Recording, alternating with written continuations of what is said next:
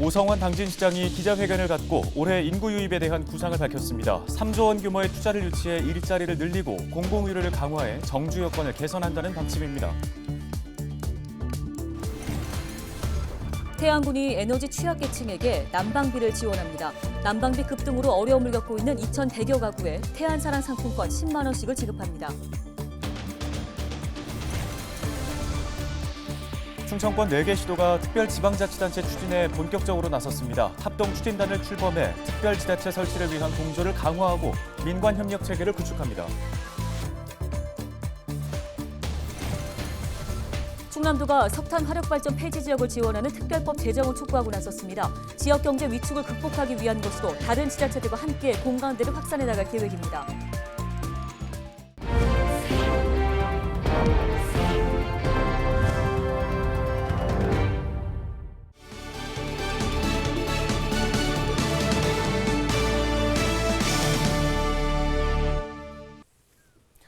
시청자 여러분 안녕하십니까? 헬로티비 뉴스입니다. 오성환 당진시장이 기자회견을 열고 올해 시정 운영 방향에 대해 발표했습니다. 오 시장은 발로 뛰는 행정을 강조하며 정주 여건 개선과 투자 유치를 통한 인구 유입을 늘리겠다고 밝혔는데요. 네, 취재 기자를 연결해서 들어보겠습니다. 정호석 기자, 오성환 시장의 투자 유치 계획 무엇입니까? 네, 오성환 당진시장은 지난해 약 1조 5천억 원의 투자 유치에 성공했다고 밝혔는데요. 이는 충남 지역 전체 투자 유치의 절반가량을 차지하는 성과라고 강조했습니다. 올해는 3조 원 유치를 목표로 관련 정책을 추진하겠다고 전했습니다. 오 시장은 구체적으로 도비도와 난지도 개발을 추진할 방침인데요. 1조 원을 들여 도비도를 개발하겠다는 제안서가 들어왔다고 밝히기도 했습니다. 또 오 시장은 기업 유치를 위해 제2소해대교 건설을 빠르게 추진하겠다며 현재 현대건설이 민간 투자로 접수해 한국개발연구원에서 타당성 조사를 진행 중이라고 덧붙였습니다. 하지만 오 시장은 기업 유치를 위한 부지가 부족하다며 우려를 나타냈는데요. 현재 당진 내 지방 산단이 완판돼 여유 부지가 없고 성문 국가 산단도 40% 정도만 남았기 때문입니다. 오 시장은 산업단지를 계획하고 법인을 청산하는 데까지 5년 정도가 걸린다며 투자 유치를 위한 장소 마련이 시급하다고 말했습니다. 네, 정주 여건 개선과 관련해서는 어떤 내용 나왔습니까? 네, 오 시장은 먼저 정주 여건이 안 좋아 다른 지역에서 당진으로 출퇴근하는 인원은 16,000명으로 가족으로 계산하면 4만 명에 달한다고 밝혔는데요. 오 시장은 교육 문제가 시급하다며 올해 하반기 자율형 사립고등학교 설립을 추진하겠다고 전했습니다. 최근 5년간 당진에서 다른 지역을 진학한 고등학생은 1,000여 명으로 전체의 14.3%를 차지하고 있는데요.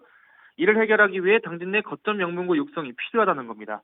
또 오 시장은 여가 환경 개선을 위해 호수공원 조성을 추진 중이라며 최근 용역 착수 보고를 한 데 이어 6월에 공청회를 열겠다고 전했습니다. 의료 환경 개선에 대해선 주야간 소아아동 전문 의료 서비스 체계를 구축하고 공공의료원 설립을 위해 시민들의 의견을 수렴하고 국비 확보에 나설 계획입니다. 네, 알겠습니다. 오늘 소식은 여기까지 듣겠습니다. 정호석 기자였습니다. 다음 소식입니다. 태안군이 예비비 2억 1천만 원을 긴급 투입해 취약계층에 난방비를 지원합니다.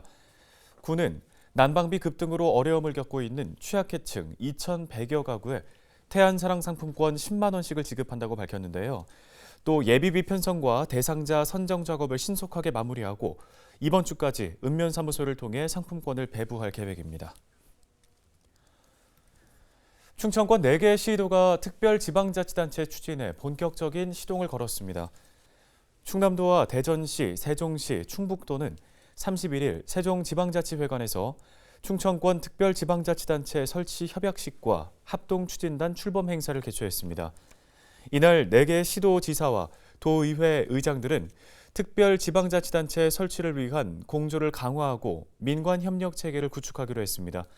이를 위해 합동추진단이 총괄 사무를 맡아 기본 계획을 수립하며 정부의 지원을 요청한다는 방침입니다. 충남도와 인천시 등 4개 시도가 석탄 화력발전 폐지 지역을 지원하는 특별법 제정을 촉구하고 나섰습니다. 현재 전국에는 충남과 인천, 전남 등의 석탄 화력발전소 58기가 운영되고 있는데요. 특히 충남에는 절반인 29기가 위치해 폐지될 경우 생산 유발 금액 19조 2천억 원, 취업 유발 인원 7만 6천 명이 감소할 것으로 예상됩니다. 특별법은 석탄 발전 폐지에 따른 지역경제 위축을 극복하기 위한 것으로 폐지 예정 지자체들은 법 제정을 위한 공감대를 확산하고 정치권과 공조에 나설 계획입니다. 네, 이제 실내에서도 마스크를 벗고 다닐 수 있게 됐습니다. 하지만 모든 곳에서 벗을 수 있는 건 아니기 때문에 어디서 쓰고 벗어야 하는 건지 헷갈리시는 분들 계실 겁니다. 네, 시민들 사이에서는 혼란스럽다는 말도 나오는데요. 김영민 기자가 현장 취재했습니다. 경남 창원의 한 대형마트. 마스크를 벗은 채 장을 보는 사람들이 곳곳에 보입니다. 하지만 마트 안에 있는 약국의 모습은 사뭇 다릅니다. 약사와 손님 모두 마스크를 쓰고 있습니다. 정부가 대형마트는 다중이용시설로 분류해 마스크 착용을 권고하고 있지만 약국은 마스크 착용이 의무이기 때문입니다. 대형마트 안에서는 이렇게 마스크를 벗고 다녀도 괜찮지만 마트 안에 있는 약국을 이용할 때는 반드시 마스크를 써야 합니다. 대중교통도 상황은 마찬가지. 버스 정류장 곳곳에 마스크를 쓰지 않은 사람이 보입니다. 하지만 버스에 탈 때는 모두 마스크를 해야 합니다. 대중교통을 기다리는 역에서는 마스크 착용이 의무가 아니지만 대중교통을 이용할 때는 마스크를 반드시 써야 합니다. 이외에도 학교와 학원 통학 차량에서는 마스크를 착용해야 하지만 교실에서는 마스크를 벗을 수 있습니다. 병원도 기본적으로 마스크 착용이 필수지만 1인실 등 독립적인 공간에서는 의무가 아닙니다. 불편하겠지요. 쓰다 보다 또 잊어먹을 수도 있고 써야 될 곳을 안 쓰고 잊어먹을 수도 있고 그렇겠죠. 전문가들은 마스크 착용에 대한 명확한 기준이 마련돼야 한다고 강조합니다. 배경 설명과 함께 이렇게 바뀌었습니다가 되어야 되는데 그런 설명도 없다 보니까 참 국민들은 불안할 수밖에 없고 신뢰가 더 안 되는 거고요. 그러다 보면 다음에 추가적으로 방역 정책이 나온다 하더라도 이제 국민들 아마 방역 당국이 하는 이야기들을 아마 믿지 못하지 않을까. 3년 만에 해제된 실내 마스크 착용 의무화. 하지만 어디서 마스크를 쓰고 벗어야 하는지 헷갈리는 기준에 곳곳에서는 혼란스럽다는 반응이 나오고 있습니다. 헬로티비 뉴스 김영민입니다.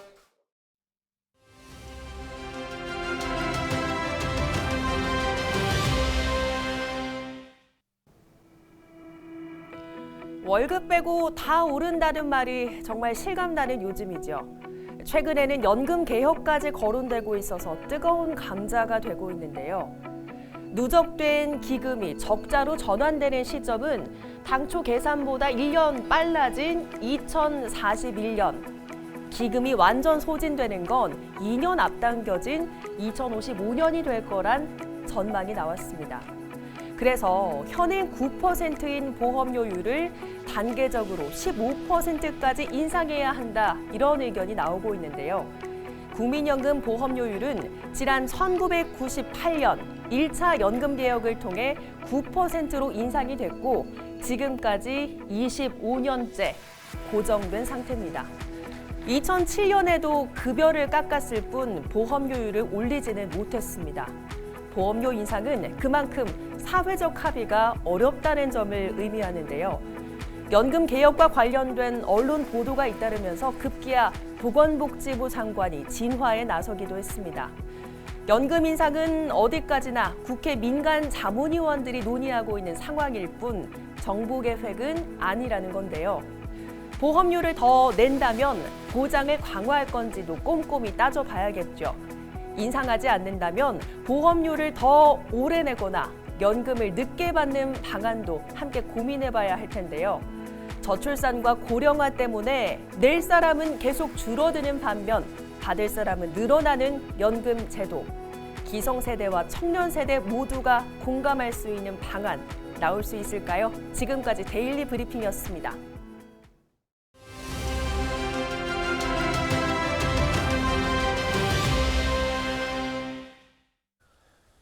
빠른 속도로 고령화가 진행되면서 치매 환자 역시 증가하고 있습니다. 홍성군이 치매 친화적 지역사회를 만들기 위해서 자원봉사자를 모집하는데요. 네, 어떤 역할을 하게 될지 홍성군 보건소 한명희 치매 지원팀장 전화 연결해서 자세한 이야기 나눠보겠습니다. 안녕하십니까? 안녕하세요. 홍성군 치매안심센터 치매지원팀장 한명희입니다. 예, 팀장님 먼저 홍성군이 치매 자원봉사자를 모집하게 된 배경이 궁금하고요. 어떤 분들이 참여할 수 있는지도 소개 부탁드립니다. 네, 홍성군 치매안심센터가 치매 친화적 지역사회 조성을 위해 관심과 사랑으로 함께할 자원봉사자를 2월 17일까지 모집하고 있습니다. 모집 대상은 일반 자원봉사와 재능 나눔 자원봉사로 나눠 모집하고 있는데요. 일반 자원봉사는 치매에 관심을 가지고 봉사하고자 하는 의지만 있다면 초등학생 이상 누구나 참여할 수 있습니다. 재능 나눔 자원봉사는 노인 대상 프로그램 자격증 소지자이면 참여 가능합니다. 네, 자원봉사자들은 그럼 주로 어떤 활동을 하게 되는 건가요? 네, 일반 자원봉사는 치매 환자 쉼터, 인지강화 교실, 가족교실 운영보조, 캠페인 및 행사보조 등을 통해 치매 인식 개선 및 치매 친화적 환경 조성에 참여하게 됩니다. 재능 나눔 봉사는 봉사자님들이 재능을 활용하여 치매 어르신들과 인지활동을 함께함으로써 치매 악화를 방지하는 데 기여하게 됩니다. 지난해 홍성군 치매안심센터 재능나눔 자원봉사에는 13명의 자원봉사자님들이 참여하셨습니다. 치매 어르신들은 봉사자들과 함께한 인지강화 활동을 통해 기억력 감퇴나 우울감이 많이 감소되었다고들 하십니다. 네, 알겠습니다. 말씀 여기까지 듣겠습니다. 홍성군 보건소 한명희 치매 지원 팀장이었습니다.